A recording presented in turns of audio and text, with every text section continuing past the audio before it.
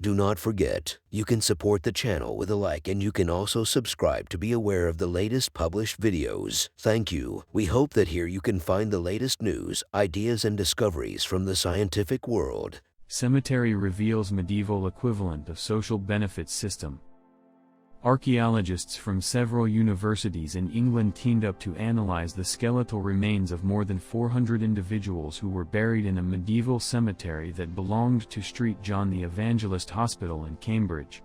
Their comprehensive study of the bones of these unfortunate souls has provided detailed information about the users of what was, in essence, a medieval social benefit system which functioned over hundreds of years. Constructed and opened for business by its church in 1195, St. John the Evangelist Hospital was tasked with the mission of providing housing and medical services to the poor and infirm. The deceased interred at the cemetery came from a diverse set of backgrounds, united only by their eternal connection to the ruins of the 800-year-old charitable institution. The hospital or shelter itself was relatively small in size, only housing about a dozen or so inmates, plus several clerics and lay servants, at any one time. But the institution remained open for a long time, until it was finally replaced by medical and residential facilities built at St. John's College in 1511. In total, more than 400 people lived, died, and were buried at St. John the Evangelist, and the collective skeletal remains of all these individuals tell a fascinating story about what life was really like for the destitute who used the services of this medieval benefit system which existed during the late Middle Ages. A medieval benefit system, sheltering the needy in needy times. Up to now, the lives of the people buried at this medieval cemetery have remained shrouded in mystery. Medieval hospitals were founded to provide charity, but poverty and infirmity were broad and socially determined categories, and little is known about the residents of these institutions and the pathways that led them there, the British archaeologists wrote in a new article appearing in the journal Antiquity, which discussed the remains of beneficiaries of the medieval benefit system. Setting out to address this lack of detailed knowledge, the archaeologists pursued a multi-level strategy to learn as much as they could from the cornucopia of skeletal remains, which were first excavated in 2010. Combining physical examination of the bones with more exotic isotopic and genetic studies, they were able to construct a surprisingly comprehensive reconstruction of the physical and social conditions of the people buried in the hospital cemetery. Their findings highlight the value of collective osteobiography, a term describing the historical study of human bones, when reconstructing the social landscapes of the past. The study authors declared, "One thing the archaeologists already knew going in is that demand for beds at St. John the Evangelist Hospital and the services provided by this medieval benefit system would have been intense." Like all medieval towns, Cambridge was a sea of need, archaeologist and study author John Robb from the University of Cambridge explained. A few of the luckier poor people got bed and board in the hospital for life. Selection criteria would have been a mix of material want, local politics, and spiritual merit. Bones reveal the truth about destitute users of medieval benefit system. As a result of their research, the study authors have learned quite a bit more about which sick and destitute people would have gained admittance to the hospital. This information provides details about what kind of people would have been allowed to live there indefinitely or until their circumstances improved. In medieval England, both poverty rates and rates of chronic illness and infirmity were high. Even before beginning this research, the archaeologists did have some idea about the categories of people ineligible for admittance to the facilities of this medieval benefits system.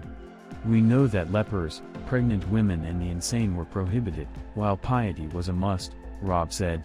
There was a reciprocal obligation for those who were let in.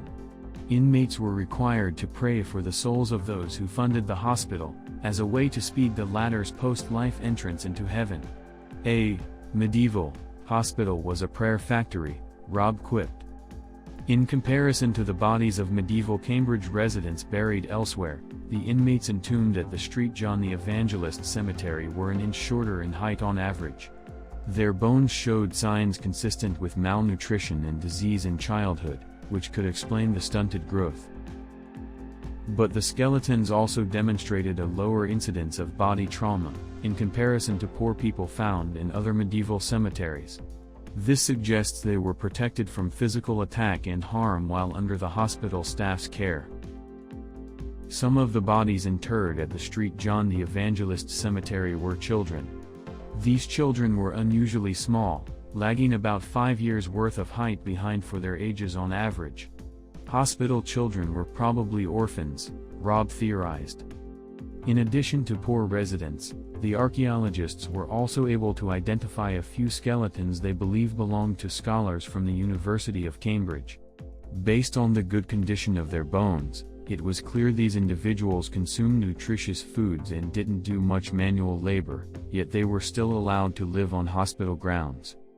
Interestingly, the researchers discovered that 8 hospital residents had apparently been in good physical condition when younger, but had declined in health as the quality of their diets had dropped dramatically in older age.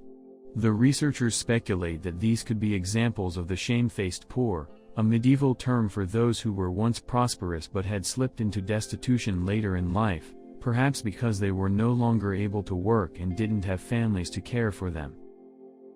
Theological doctrines encouraged aid for the shamefaced poor, who threatened the moral order by showing that you could live virtuously and prosperously but still fall victim to twists of fortune, Rob explained. Biographies from the Bones, Life in Medieval Cambridge revealed. Taken altogether, the results of this analysis show that medieval hospitals took responsibility for the care of people from different backgrounds, primarily those who'd reached desperate stages of their lives by different means. They chose to help a range of people.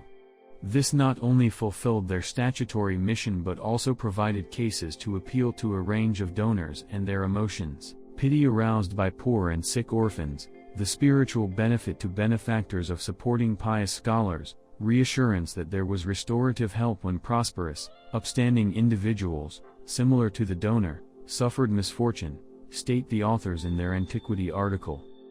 Timed to coincide with the release of this new study, the British archaeologists are launching a website that will provide extended osteobiographies that reveal the life details of 16 medieval residents of Cambridge. This includes a few who were buried at the St. John the Evangelist Hospital cemetery and others who were buried in different locations.